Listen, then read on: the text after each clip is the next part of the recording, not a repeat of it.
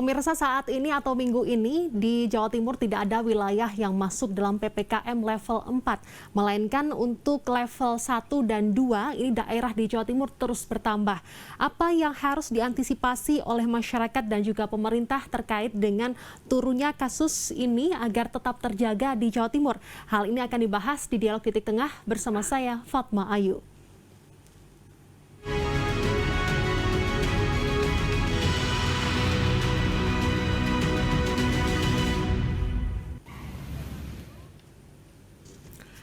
Tingkat keterisian tempat tidur atau bed occupancy rate BOR di Rumah Sakit Lapangan Komando Gabungan Wilayah Pertahanan Kogab Wilhan II menurun jauh. Penurunan BOR saat ini telah mencapai 58,5%. Berdasarkan data terkini, pasien yang dirawat berjumlah 157 orang dari 410 tempat tidur yang tersedia. Jumlah pasien yang saat ini dirawat jauh lebih rendah dibandingkan data pasien pada bulan Juni dan Juli lalu yang mencapai 398 pasien. Kondisi ini merupakan data terendah selama pandemi COVID-19 berlangsung.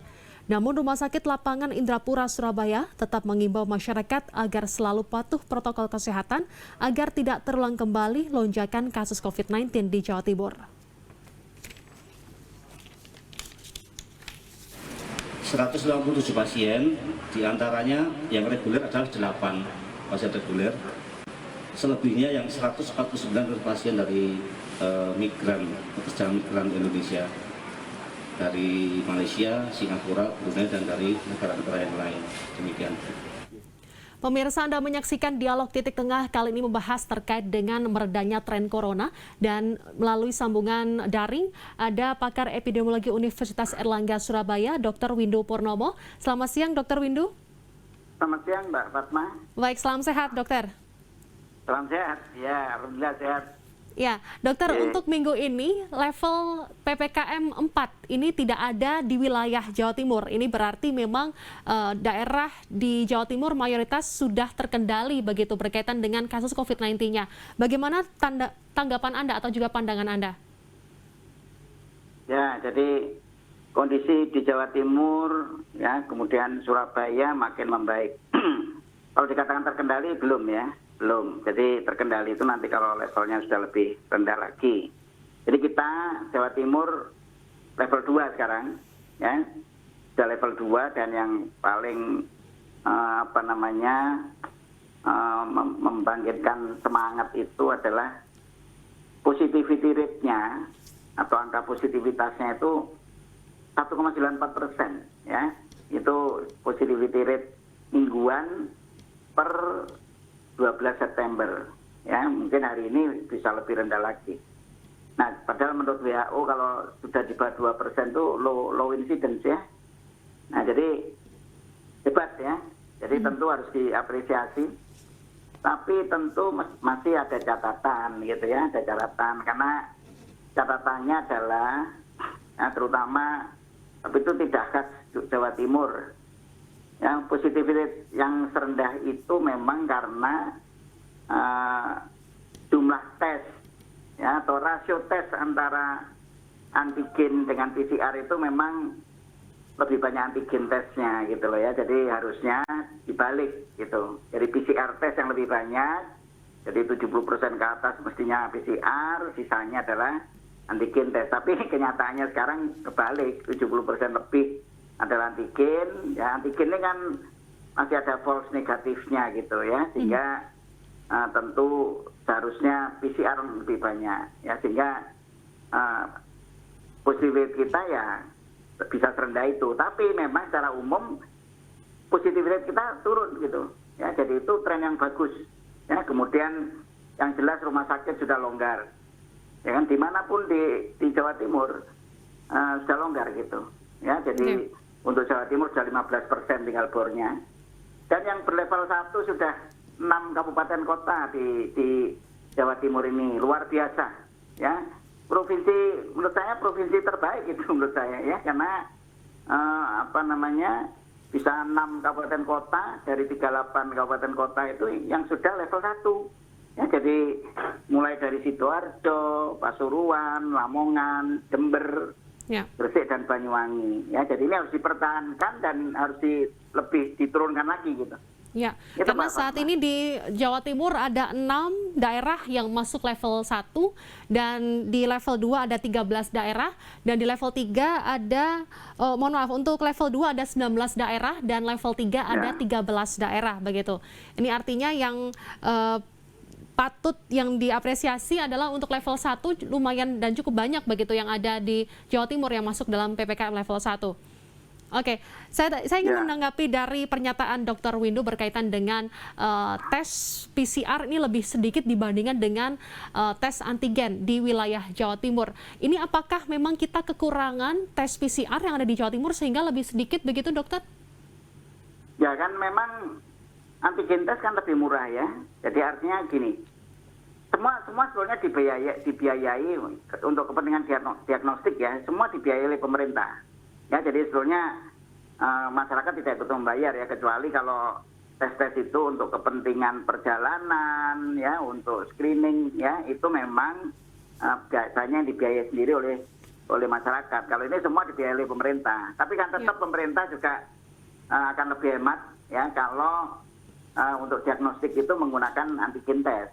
Antigen tes kan murah, di bawah 100.000 kan. Kalau kan harga PCR masih 5 kali lipat lah ya, 4 sampai 5 kali lipat dari harga antigen tes ya. Jadi memang itu mungkin pertimbangan dari daerah ya, karena daerah juga harus beli kan, ya beli sendiri karena sebagian memang harus beli sendiri, tidak berharap dari pusat gitu. Nah, jadi itu kira-kira. Tapi sebetulnya untuk kualitas diagnostik tentu akan lebih baik kalau PCR test yang lebih banyak. Oke, Gitu, tapi ya, menurut Anda harusnya. tracingnya ini semakin menurun atau seperti apa, dokter, yang ada di Jawa Timur?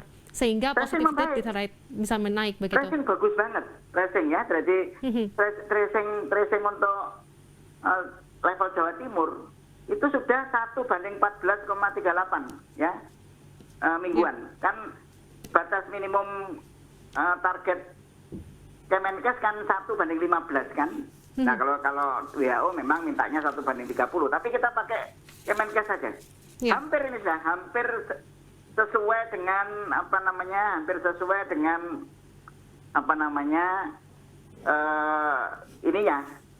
standar gitu ya. Malah Surabaya itu 1:21,59, bayangkan, luar biasa. Cuma catatannya adalah ya, tracing yang sudah bagus ini yang bisa mendapatkan kontak erat yang cukup banyak, yang banyak ini kan berarti kontak erat yang didapatkan hasil tracing ini ternyata masih kurang lebih separuh saja yang lanjut ke testing. Nah ini yang masih bermasalah. Jadi artinya ada banyak kontak erat yang tidak lanjut ke testing. Dan itu problem penyebabnya bisa macam-macam, karena apakah masyarakat ini ketika dia dinyatakan sebagai kontak erat tidak mau menolak untuk ditesting ya, untuk dites ya, ataukah memang ada persoalan lain, misalnya petugas kurang mempersuasi. Berarti ya. tracing sudah cukup, namun testing ini yang perlu digalakan lagi oleh pemerintah begitu ya. Oke, dokter, untuk saat ini jika PPKM sudah turun level sehingga pelonggaran aturan PPKM pun maka akan dilaksanakan atau mulai dibuka beberapa sektor yang ada di masyarakat sendiri. Apa yang harus diantisipasi oleh masyarakat dan juga pemerintah untuk pelonggaran PPKM ini? Nanti akan dibahas di segmen kedua. Pemirsa jangan kemana-mana, kami akan segera kembali usai jeda.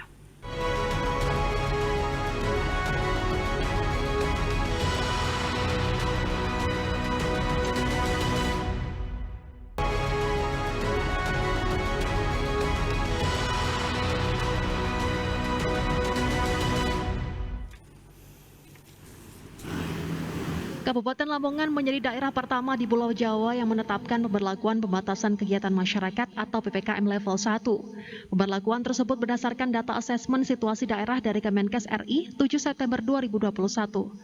Selain Lamongan, ada 16 daerah di Jawa Timur yang juga mengalami perubahan level PPKM menjadi level 2. Sedangkan untuk level 3 tercatat 19 daerah dan level 4 menyisakan 2 daerah.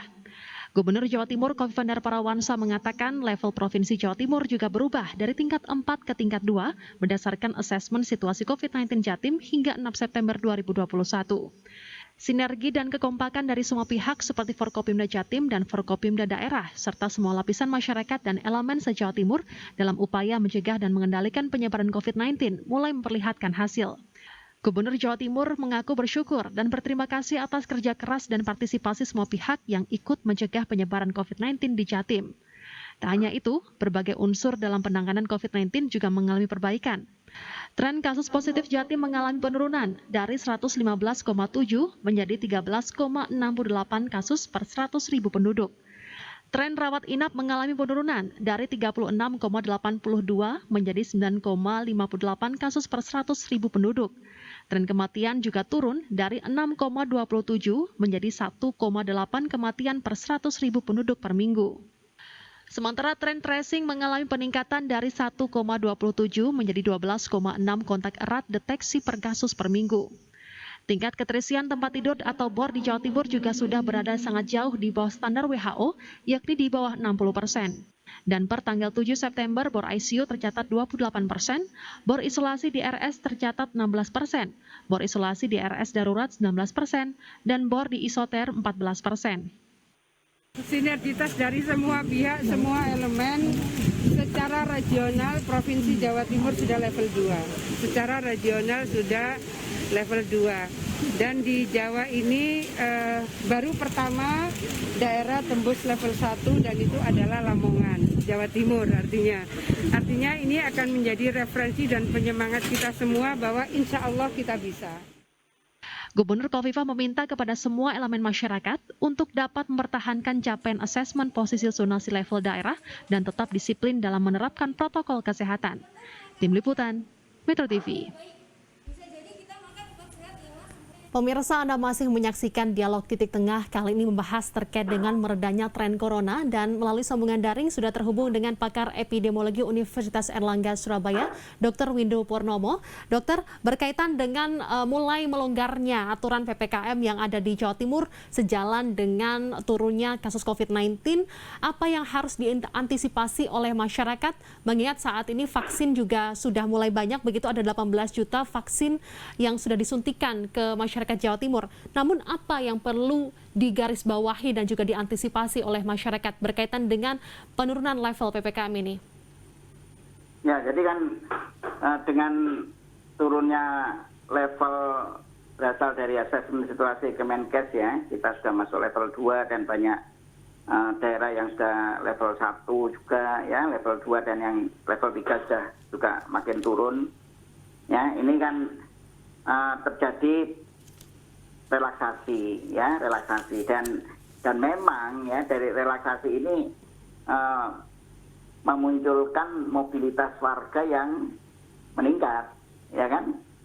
Contoh misalnya, dulu pada saat PPKM darurat ya sedang berlangsung pada ya dimulai dari bulan Juni ya, awal Juli sampai dengan akhir Agustus itu kan mobilitas kan rendah ya, rendah. Jadi bisa untuk tempat rekreasi bisa sampai lebih dari sekitar minus 20% dibandingkan baseline-nya. Sekarang sudah plus 2%, bayangan untuk Jawa Timur. Jadi artinya orang sudah lebih, jadi artinya mobilitas untuk ke tempat rekreasi itu sudah jauh lebih tinggi, ya daripada baseline.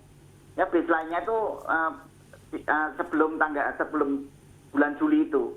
Nah ini kan sebetulnya ini cukup berisiko ya. Jadi taman juga gitu. Taman ini kalau yang ke taman-taman ini masih min 4% ya, tapi sudah naik dibandingkan dengan sebelumnya yang bisa turun sampai 20% juga ya, minus 20%. Sekarang sudah hampir seperti baseline-nya, tinggal 4% lagi sudah sama dengan baseline. Ini menunjukkan bahwa mobilitas sudah hampir sama gitu ya dengan atau bahkan yang ke tempat rekreasi ini sudah lebih tinggi mobilitasnya ya dibandingkan dengan bulan Juni gitu ya. Nah, ini tentu berisiko. Nah, makanya harus hati-hati.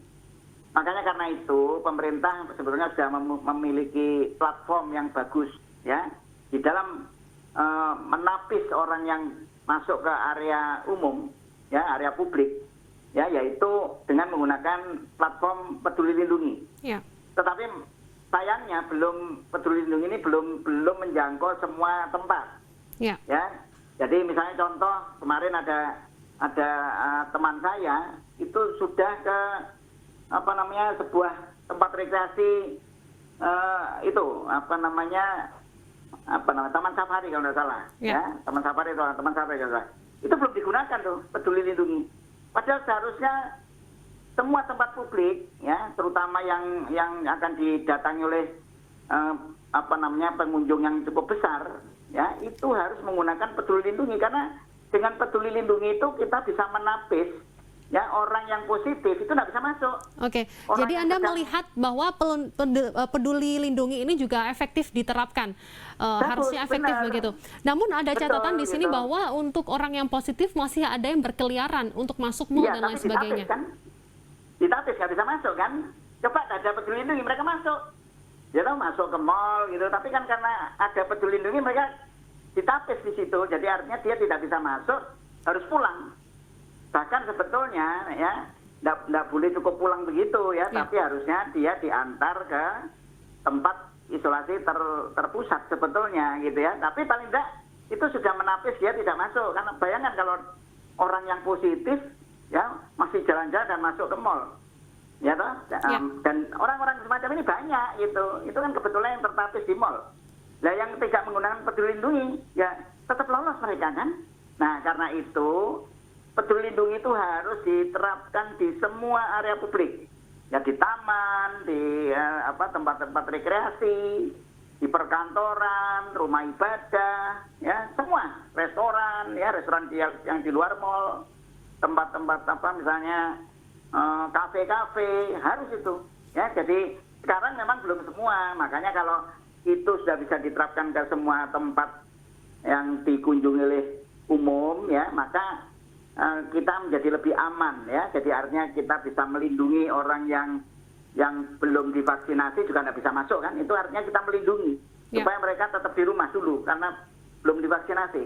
Sedang orang yang positif itu tertolak ya supaya dia tidak menulari orang. Jadi sekaligus Peduli Lindungi ini akan melindungi ya dan mencegah terjadinya penularan gitu. Oke, dan juga roda perekonomian pun juga bisa tetap berjalan dengan menjaga kesehatan satu sama lain. Dokter, bagaimana dengan varian MU atau varian Mu ini berkaitan dengan mulai masuknya di wilayah Indonesia? Apakah yang harus dilakukan oleh masyarakat untuk mengantisipasi hal ini? Nantinya akan dibahas di segmen ketiga. Pemirsa jangan kemana-mana, kami akan segera kembali usai jeda.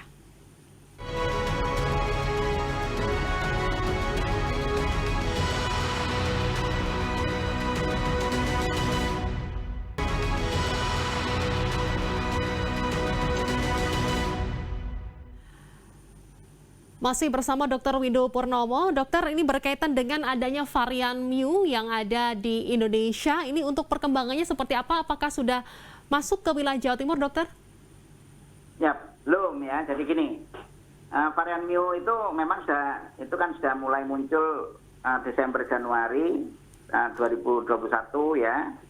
Itu di Kolombia, ya toh, di Amerika Selatan. Nah, dan itu memang sudah berkembang di banyak tempat ya, tetapi ya menurut hasil whole genomic sequencing ya yang tadi pagi saya dengarkan dari rapat di Kementerian Kesehatan itu belum masuk ya, dan mudah-mudahan tidak masuk. Kalau belum kan akan masuk gitu ya. Kita harapkan tidak masuk. Nah tentu yang harus kita jaga adalah border kita ya, jadi nanti ada kan tidak hanya orang asing datang ya. Ya, itu sebaiknya orang asing datang itu ditolak dulu kecuali para diplomat misalnya atau mereka yang punya kegiatan esensial ya. Tapi kalau pekerja migran kan tidak mungkin ditolak. Padahal nanti masih ada ribuan pekerja migran Indonesia ya yang pulang ke Indonesia gitu. Nah itu yang harus hati-hati, jangan seperti kemarin kebobolan karena karantinanya juga cuma sebentar 5 hari ya toh, yang dulu yang kita kebobolan Delta itu, dan itu dari 5 hari itu 3 hari di provinsi, 2 hari di kabupaten kota, di tempat tinggal mereka masing-masing. Di kabupaten kota itu sering tidak dilakukan karantina yang benar gitu, kadang-kadang mereka langsung pulang. Nah ini kan berbahaya. Makanya karena itu sekarang betul-betul karantina di pintu masuk, ya misalnya di Juanda gitu ya. Maka ketika datang harus karantina 8 hari, ya kan sekarang 8 hari. Betul-betul di provinsi gitu. Tidak boleh mereka mendapatkan kesempatan untuk pulang ya sebelum karantina 8 hari selesai.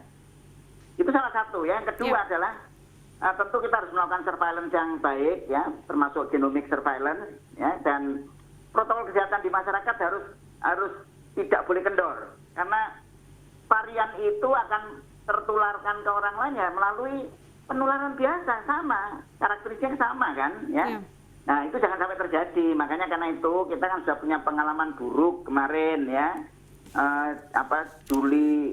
Juni Juli itu kita begitu beratnya menghadapi varian Delta yang mematikan ya, jadi kita hampir tiap hari sahabat kita atau kerabat kita ada yang meninggal. Jangan ya kan? sampai jumawa begitu ya. Jangan sampai itu terjadi lagi. Oke, jangan sampai jumawa sehingga untuk PPKM level walaupun sudah PPKM level 1 2 ini jangan sampai terulang kembali. PPKM bisa level 4 bahkan kasus COVID-19 kembali naik. Dokter, menurut Anda apakah PPKM ini sebaiknya memang terus dilakukan oleh pemerintah mengingat cukup efektif begitu untuk menekan laju kasus COVID-19 di Indonesia terutama Jawa Timur? Mungkin tidak perlu nama sebutan perpanjangan PPKM, kata perpanjangan nggak perlu lah gitu ya. Yang penting kan begini toh, kan kita ini sekarang sudah ada leveling yang diupdate setiap hari dan kemudian dievaluasi setiap minggu, ya kan? Nanti daerah itu kabupaten kota maupun daerah aglomerasinya, seperti kalau Surabaya itu aglomerasinya adalah Gerbang Kertasusila gitu ya, itu dinilai gitu ya, kan masuk level mana? Level 4, level 3, level 2, level 1. Nah, kebijakan itu tetap harus disesuaikan dengan levelnya. Jadi kita nggak perlu ngomong itu ada perpanjangan PPKM atau tidak. Pokoknya kalau kita levelnya turun, ya kebijakannya lebih longgar. Kalau kembali lagi naik, ya kita menjadi lebih ketat. Itu saja. Jadi semua kebijakan dalam kaitannya dengan aktivitas masyarakat disesuaikan, ya. Jadi respon kebijakannya disesuaikan dengan tingkat risiko dari hasil asesmen situasi tadi. Jadi makanya kalau kita sekarang di level 2 ya, Surabaya meskipun secara aglomerasi kita masih dianggap level 3 ya. Jadi di instruksi Mendagri kita masih level 3 sekarang. Maka yang dilakukan adalah kebijakan level 3. Jadi mari kita berusaha sama-sama semua masyarakat, pemerintah daerah ya, agar kita bisa turun level. Di wilayah aglomerasi ini menjadi level 2. Kalau sudah level 2 sebetulnya, tapi secara aglomerasi belum ya, harus turun ke level 2. Nanti kebijakannya kan lebih longgar gitu. Betul. Kalau dulu kita menyebutnya adalah zonasi, zona merah, oranye, kuning dan lain sebagainya. Saat ini kita memakai pelevelan begitu ya, yang lebih strict dan juga mengacu kepada positivity rate yang ada di suatu daerah. Baik dokter, terakhir harapan dan juga treatment yang terbaik untuk Provinsi Jawa Timur ini agar seluruh daerah ini bisa turun level, terutama untuk level 1. Seperti apa untuk harapan dan juga treatment yang patut untuk dilakukan oleh pemerintah dan juga masyarakat? Singkat saja dokter. Strateginya tidak berubah ya. Tetap kalau pemerintah melakukan testing dan tracing, karena kata kunci ya di dalam pengendalian pandemi adalah testing gitu. Jadi tidak boleh digantikan oleh yang lain. Dan vaksinasi dipercepat ya, karena Jawa Timur masih ada PR ya, karena masih vaksin dosis satunya aja masih 37% ya, kemudian yang dosis 2 masih 20%. Harus dikejar terus agar 100% sasaran tervaksinasi semua sampai 2 dosis ya. Masyarakat tetap protokol kesehatan 100%. Jangan kendor, meskipun kita sekarang levelnya lebih turun ya, tetapi jangan kendor. Karena kalau kendor, maka yang terjadi kita bisa rebound. Ya, rebound lagi, naik lagi, apa yang terjadi nanti gitu ya. Jadi ayo kita perangi bersama-sama dengan kesadaran kita melakukan prokes 100%. Gitu Mbak. Baik, terima kasih Dr. Windu Purnomo. Jangan sampai jumawa, tetap protokol kesehatan ini dilakukan walaupun pelevelan di wilayah Jawa Timur ini sudah mulai turun agar kasus COVID-19 yang ada di Jawa Timur ini bisa mereda. Terima kasih Dr. Windu Purnomo untuk waktunya. Pemirsa, saya Fatma pamit undur diri. Terima kasih atas kebersamaan Anda. Sampai jumpa. Sehat selalu. pagi Mbak.